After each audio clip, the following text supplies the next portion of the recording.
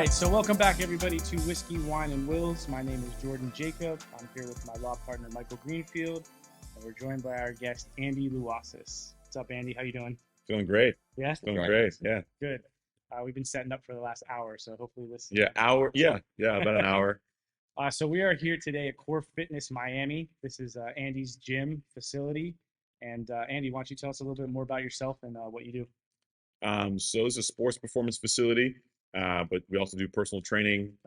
We are 5,000 square feet right in the center of downtown Miami, and we specialize in one-on-one training.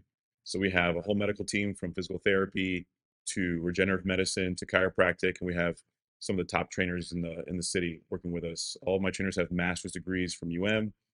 So it's a high-level facility for individuals that care about quality. Awesome. And how'd you get started? Where'd you come from? Oh, well, I mean, I'm from Miami, born and raised here. But I got started out of the trunk of my car. I was going to FIU studying exercise physiology. And just before graduating, I started the company. Just got a whole bunch of weights, some barbells, some dumbbells, some bands. And I literally drove uh, house to house, knocking door to door. This is before Instagram and before all that other cool stuff, right? And just good old fashioned, grassroots, just knocking on doors, asking for opportunity. That's awesome. Yeah, I like what you have. Yeah, yeah, it is. yeah. How long have you been here? This location, we've been here for almost 9 years now, but we've been in business since 2007, so it's going on 16 years this summer. Congratulations. And who do you mostly treat? Like, who are your clients?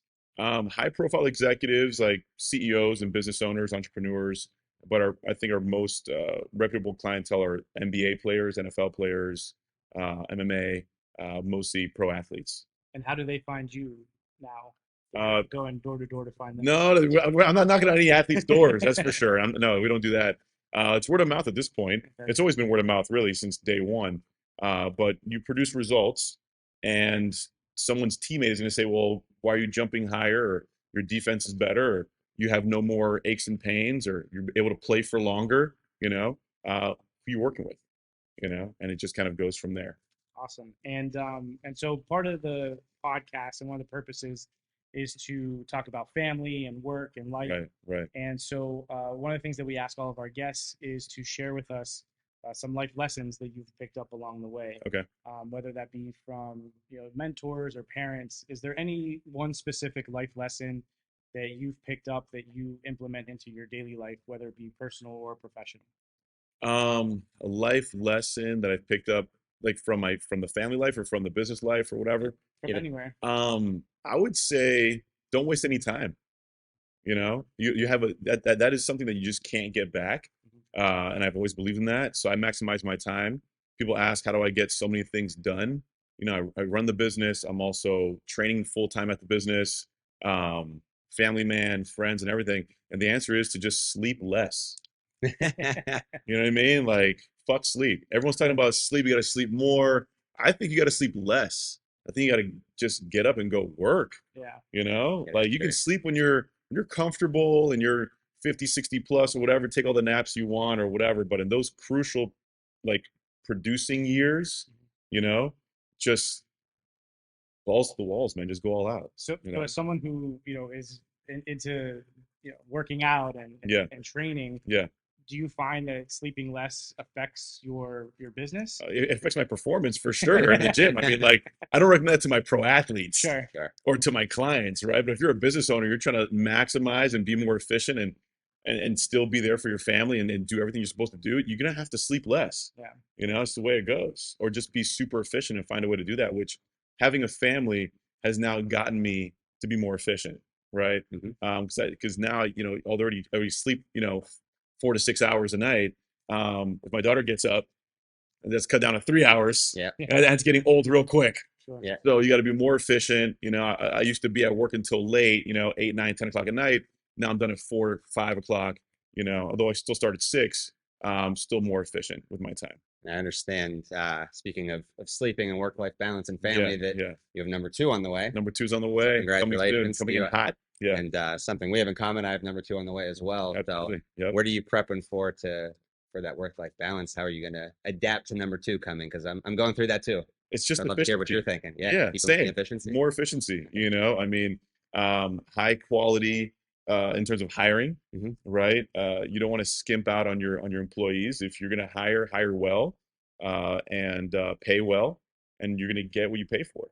You know, so building the right team, the right infrastructure, hiring the right people, having a good eye for talent and for personality types and everything, and understanding what they need and what they expect from you and delivering, and that's it. Efficiency. That's really what it comes down to.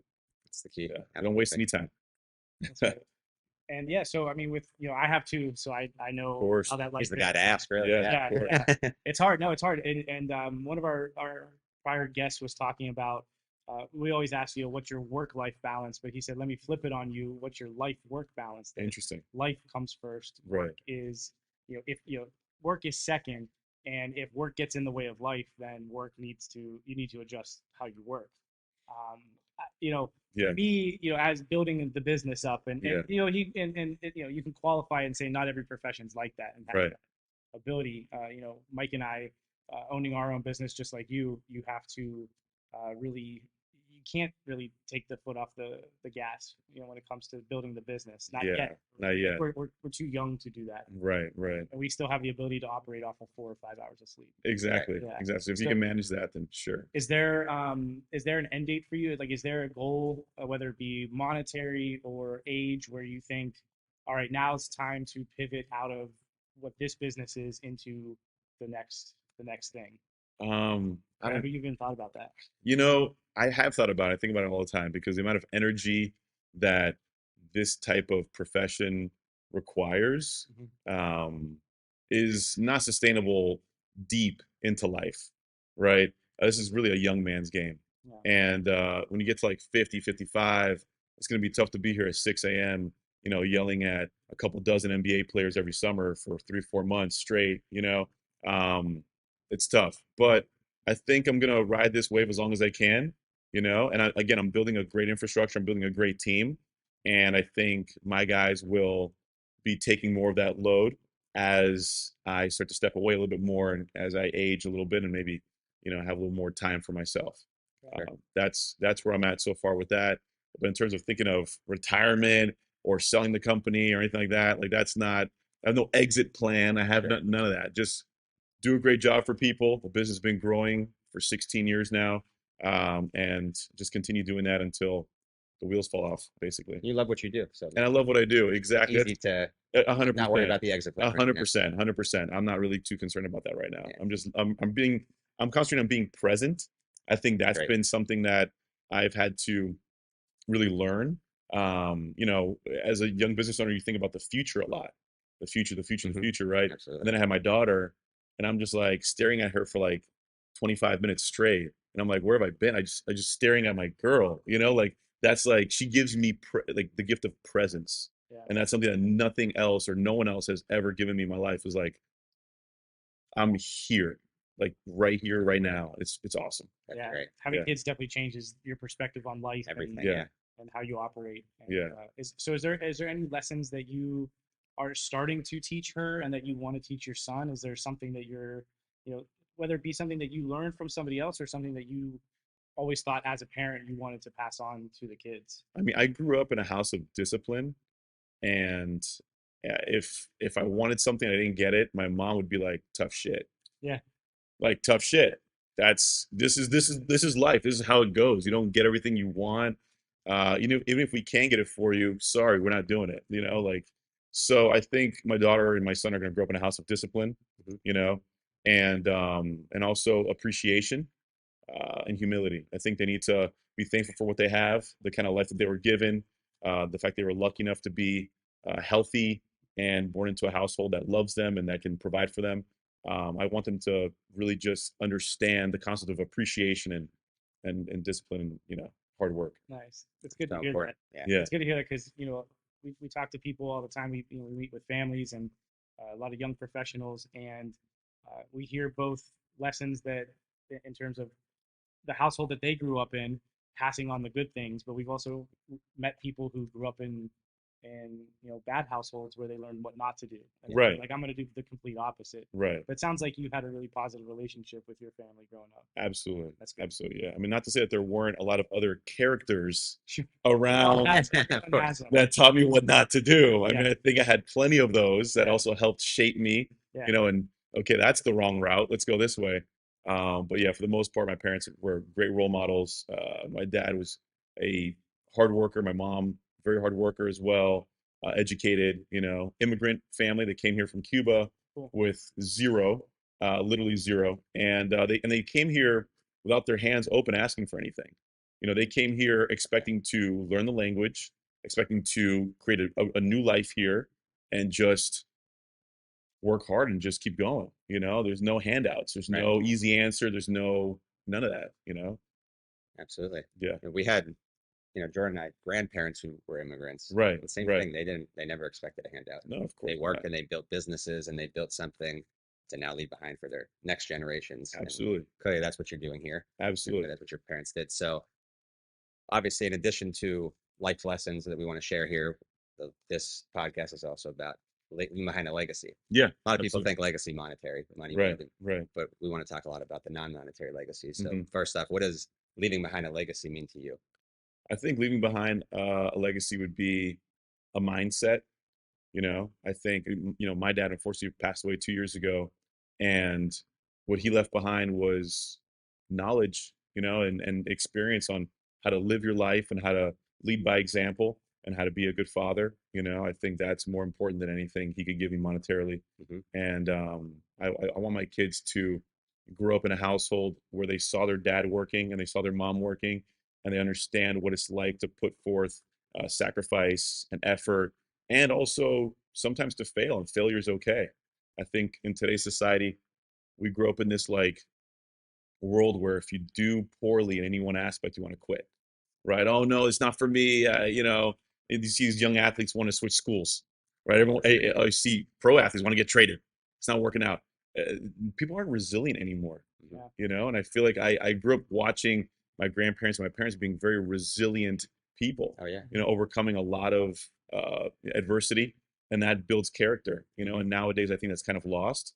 So I would really like to leave behind something like that, where they're resilient, smart, and they can make it through adversity and adapt. I understand that. It's admirable, man. I Yeah. feel Yeah, like that, yeah. the younger people don't have that like mindset. No. And we're in that weird generation where we're in between, Yep. like the baby boomers and I don't even know what they call below us, the Gen Gen- Z or Gen Z. Gen There's Gen Gen X Z. now or something like Yeah. that too. I don't know. There's a lot of We're- gens. I don't know. A lot of I don't know. generations, I yeah. don't know. just the people don't want to work hard. They want handouts. They want things given Right. to them. And I think as business owners, we realize like that's not how life works. No. You just can't expect things to happen. I think we're very similar in the sense that we're go-getters. Right. And that's cool. That's cool that you feel that way. Absolutely. Yeah. And the kids will be better off for that too. Yeah. It's that age of instant gratification that we're living in right now is just, it's tough. It's Yeah, tough. If it doesn't work out for you for 5 minutes, it's like I'm out of here. Yeah. It's not working out. I'm done. It's Yeah. Were there things Yeah. that like you and Danielle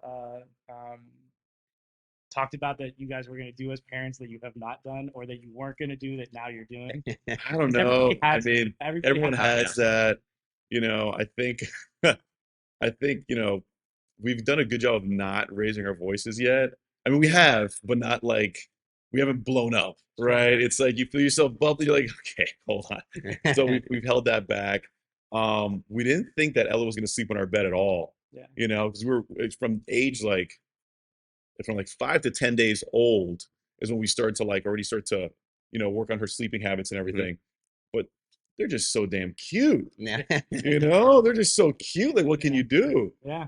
We're like, screen time, right? We're like, That's a tough one. you're not gonna see us Yep. with a, We said that iPad at a restaurant. And if you want to have a good dinner, Get out of here. I just want to eat my I meal. want to eat my meal, man. Yeah. You know what I You mean? and Like, iPad, We were- look them into that matrix. That was a big one. I'll see you in 30 minutes. See ya. You know what I mean? Like, it is what it is. And the reality is, as long as what they're watching is educational, Right. and you're not really abusing that, it's if you're at dinner, it's what are you losing? What's the harm, What's the harm in that, really? They're watching whatever show that's I think is okay, and Keep it educational. Yeah. I always say Exactly. when we like when we travel with my son or Yeah. when we're at dinner and he does have the iPad out, I'm always like, how did our parents do it? Like, Honestly, how did How they take did us to they dinner? do it? How did they get How'd us on they an do it? airplane? No, You know, we lived no, in Pittsburgh down to Florida. How did they do it? it's With the iPad. impossible. That's the only reason we survived that flight. Was the iPad 100%.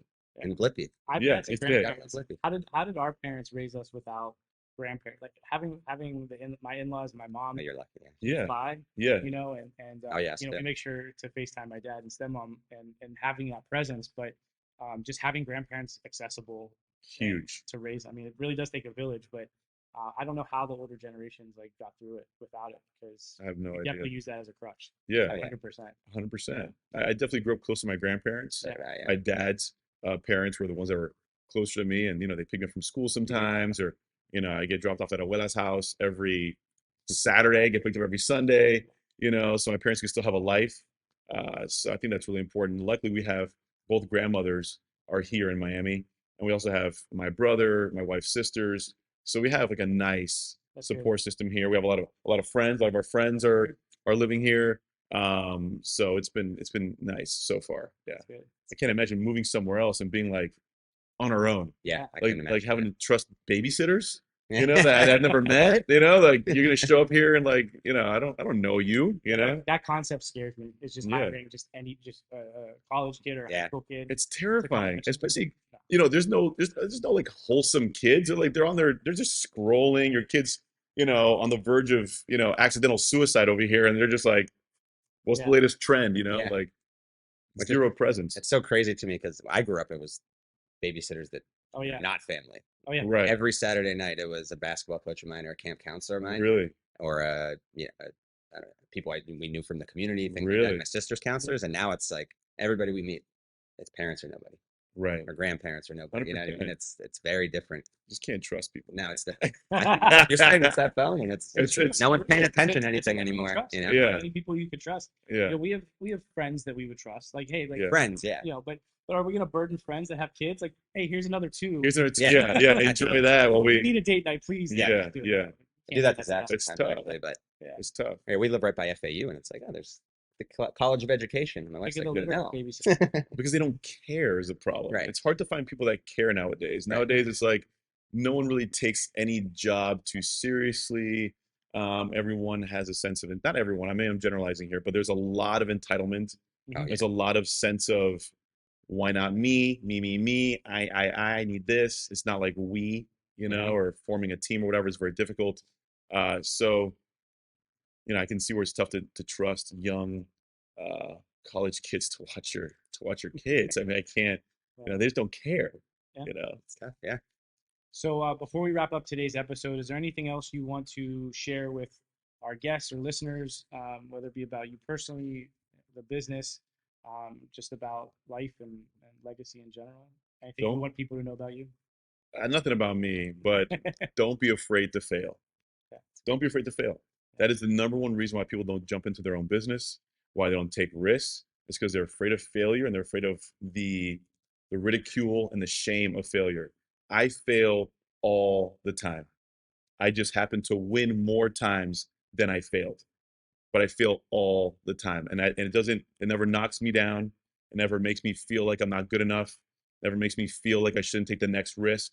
You take that next risk, an educated risk, of course, but don't be afraid to fail. You gotta put your neck on the line, and you need to have a little bit of humility and overcome that adversity and discipline and just keep going. Remember, sleep less. Sleep less. Work more, sleep less. All right. That's gonna be Yeah. the title of this episode. Oh yeah, absolutely. Work more, sleep less. Thank you for that. You That's gave it. it to us Yeah, easy. thank you. Yeah. So, all right. Well, thank you, everybody, for listening and watching this episode of Whiskey, Wine, and Wills. I'm Jordan Jacob. I'm Michael Greenfield. We'll see you next time. See you next time.